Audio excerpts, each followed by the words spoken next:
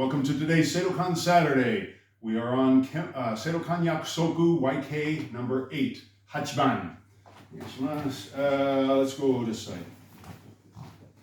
So Hachiban, basic kata version. Okay. Hey, I step in, double knife hand blocks. If I hit this muscle hard, there's an effect on the body. So I'm hitting center of biceps. We could also hit to separate the shoulder. I could grab, pull, separate, but the basic first kata version, double block. This is especially good for a roundhouse type punch. From here, I'm going to grab. I can rotate a little bit, but it's not essential. I'm going to adjust just enough and off balance him. Now there are 3 ways to do this takedown. Version A, I side kick directly at his knee and just kick it. But what we're going to do for safety is after I make contact, I'm going to push that up. So we have this movement from Pasai. Okay? Hey, 1, 2, and kick it up and out. I'm going to go ahead and do all 3 versions. Okay? Kick it out, let him drop, finish as desired. When I do this, I make sure to have his elbow at my knee. So as I drop down and hikite for the punch, I'm also cracking the elbow. If his arm is longer or my knee is shorter, we can do it on top of the knee. This actually pulls him up toward me a little bit, which makes the punch. I use that lever like a crank arm. Version 2 of the throw, let's go this way just a little bit. Hey, same block. This time I'm going to kick, instead of into his knee and pushing it out, I'm going to go behind his knee, set my foot with my knee bent, and do what's called a leg hock. I still use my kuzushi, off balance, and then pop the knee. This movement of the back of my knee popping into the back of his knee or calf, and again I have the same thing on the arm here, finish with the punch. That's version 2 of the takedown. These are all the kata legit version. This Yakusoku Hachiban number 8 is purely a block and a throw. That's all it is. And then the third one, same block, same grab, but this time I just full on osotogari, kick out and through. Same finish. Hey. That's the base version. Now we have to look at what can I street effective add. Still with the kata version punch, I'm going to start looking at what I can add. This is the first step. So, hey, maybe a strike as I hit, okay? Maybe instead of just coming to the block, I hit as I come through. Maybe I elbow and grab. And then again, all 3 takedowns are in play. But the difference here is, if I just block and then go, he's got that hand, he can come up over my head, come in, all sorts of stuff that hand does. So if I block and hit, then go into the throw, now I've bought myself a little bit of time from that punch.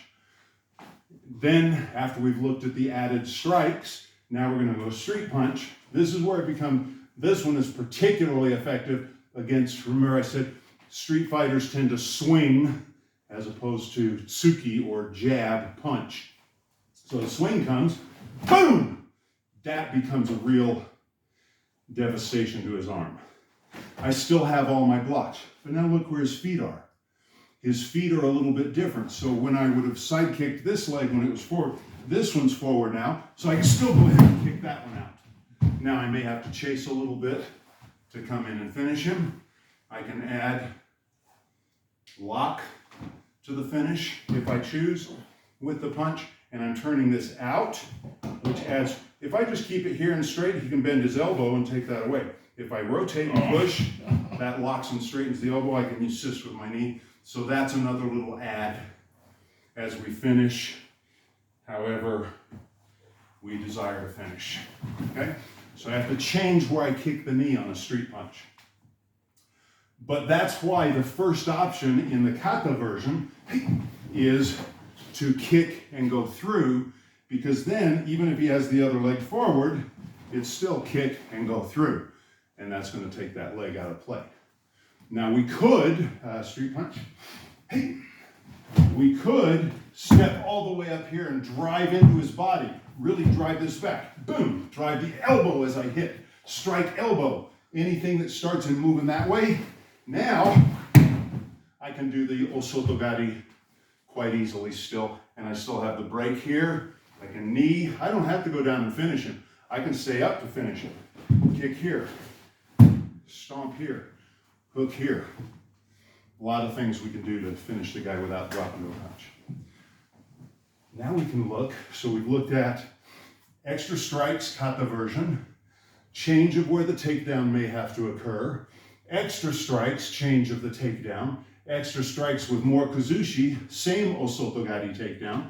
Now we can change the attack, club. Now again, with weapons, we tend to do the karate step and swing, which is okay to start, right? And I come in and I do all the same things what I just showed. Or we have him like he's taking a tennis racket or a baseball bat, and here he comes. Baseball. Yeah. Okay? And again, I may have to do this. Now look where he is. So this becomes a version of uchimata in judo, where I'm elevating that leg for the takedown. So I go between his legs and elevate into the leg. Sort of a modified uchimata. Same side club. Hey, just single. Hey, boom. I want to get in here early. I cannot emphasize enough. Stand right there. Can you swing and reach me? I cannot emphasize enough. So for him to hit me, he has to come this way. And when I see that aggressive motion, and again, I love this term, flinch forward. The natural tendency is he comes in, we go, oh, okay, that's okay. I can get him on the backstroke. But if I want to do this technique, I have to condition myself like first responders run toward the danger, not away. If I'm going to flinch, I might as well flinch that way. So when he comes, hey, get here quick. Flinch forward, flinch fast. Okay? Then again, I have my choice of the kick out or the step through kuzushi, right? What I'm not going to do is totally alter the technique. Once I'm here, yeah, I have a variety of finishes that we could apply. I have a variety of techniques that we could do. We could go right into the throwing movement of Ippon Seoi. So I can do other techniques, but the goal of this is to take Yakusoku Hachiban, Seidokan number 8, and do it, but with the realistic adaptations as needed. Okay? Hey.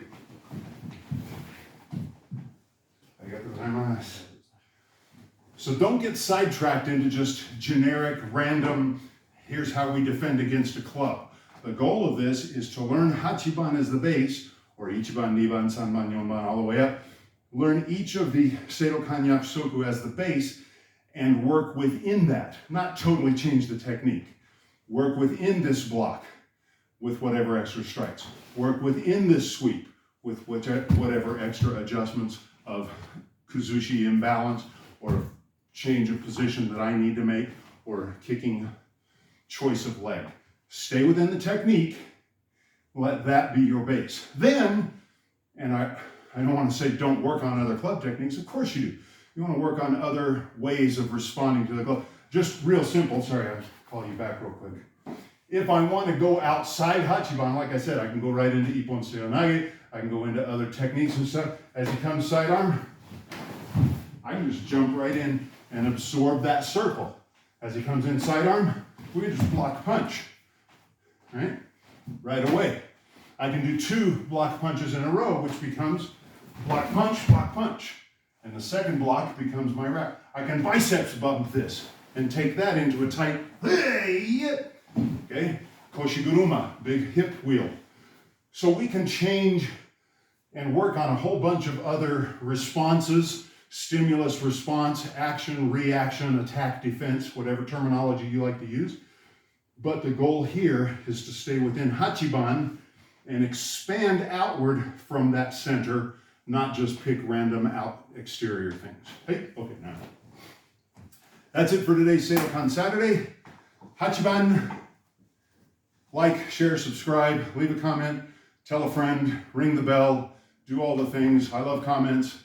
Sometimes I get hater comments. I kind of actually like those a little bit too because they make me laugh sometimes.